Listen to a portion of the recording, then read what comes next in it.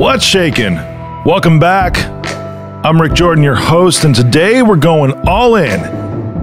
This topic today I'm going to talk to you about, you're probably going to want to share this with a lot of people because it's something that I know everybody experiences. When you sit and start to think and you're like feeling angry towards somebody or some sort of emotion that you feel towards anybody. I mean, it could be somebody close to you in a friendship, a romantic relationship, a partner, business, whatever. And you start to think it's like, man, I'm just agitated in some way, or I'm feeling down, or I'm feeling on edge, or I just feel anxious about something. And then here's what happens, right? Because it's usually something about what you think that other person is feeling or thinking or actually going through these crazy thoughts or making things up in their head. And I'm talking like you might think that somebody's mad at you. Okay, like you think, oh man, they got to be mad at me. Or you're like feeling out of vibe, right? And you're just saying, I can feel this person, they feel, which is true. I believe in that because science can measure quantum energy coming off of our bodies. I truly feel that we can react to different energies that are put out from people.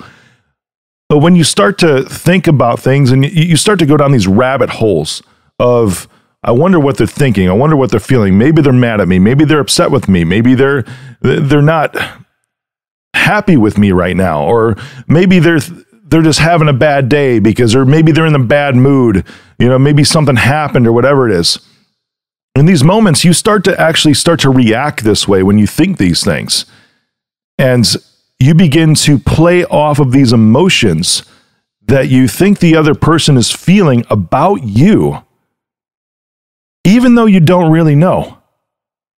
And I know you've fallen into this before because everybody does it. It's natural. I mean, you read facial expressions, you hear a tone of voice, and something just seems off.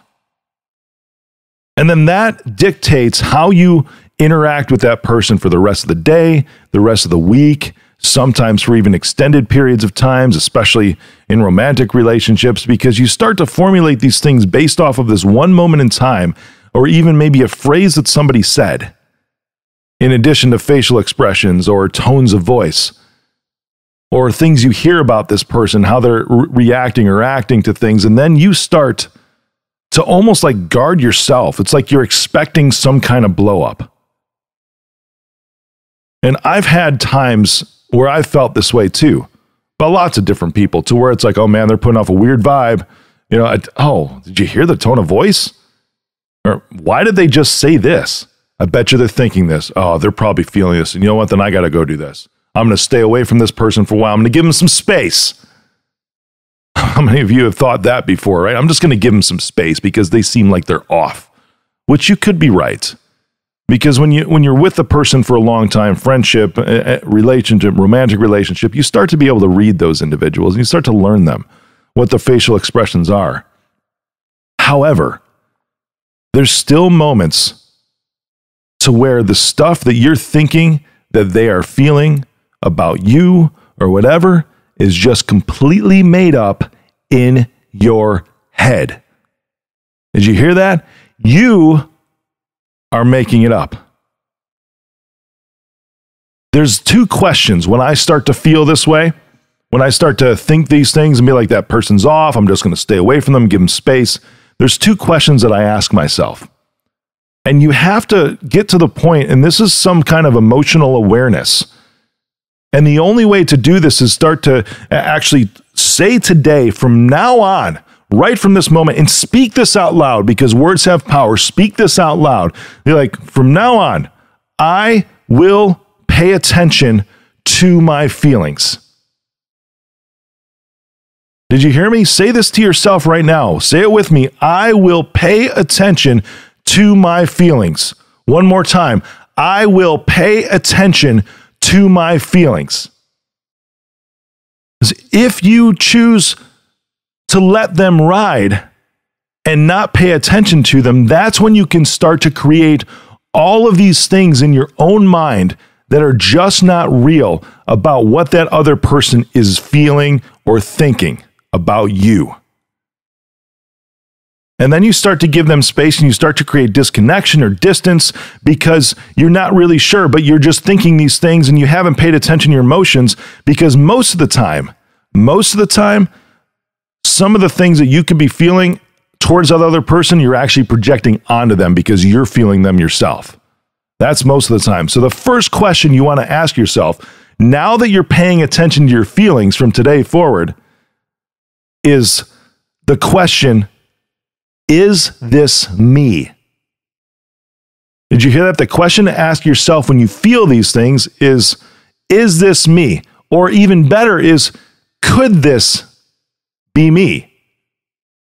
Meaning, are you the only one that's feeling this way? And that's the question to ask yourself. Could this be me? Because the answer to that question is, well, yeah, it could be, maybe. And as soon as you start to entertain that possibility, you can go one step deeper. And this is the power of this. Because once you recognize that whatever you're feeling that other person is doing or feeling or thinking or whatever it is, as soon as you pay attention to your own emotions on this, you start to realize that this could maybe be just you. And this is the start of emotional awareness, and the start of emotional intelligence is when you start to think, yeah, I guess it could be me, maybe. But you still don't really know, right? You still don't know who it actually is. And then the second question to follow up with that, after you've already said, yeah, maybe it could be me.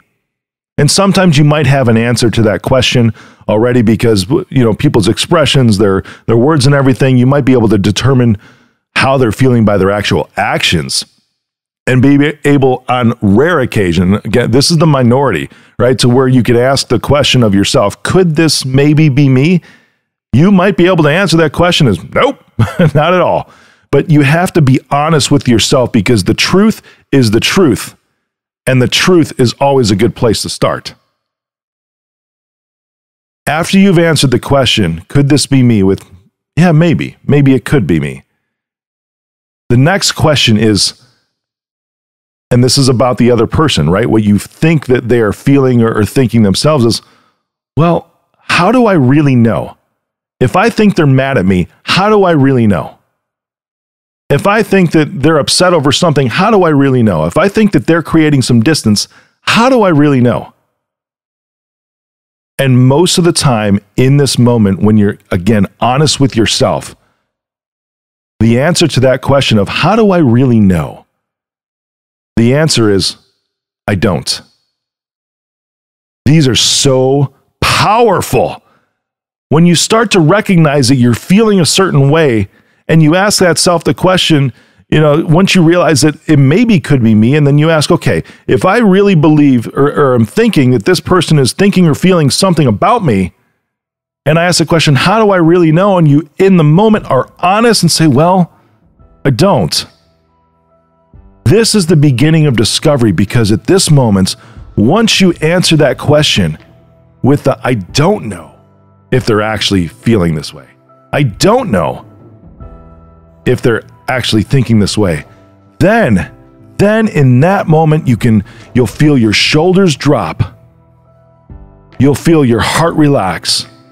You'll feel all the tension inside be released, because now you can take action from a place of being rational rather than being emotional.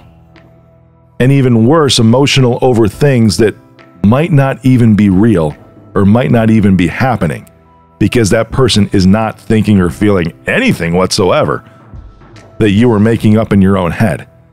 The first question is, could this maybe be me?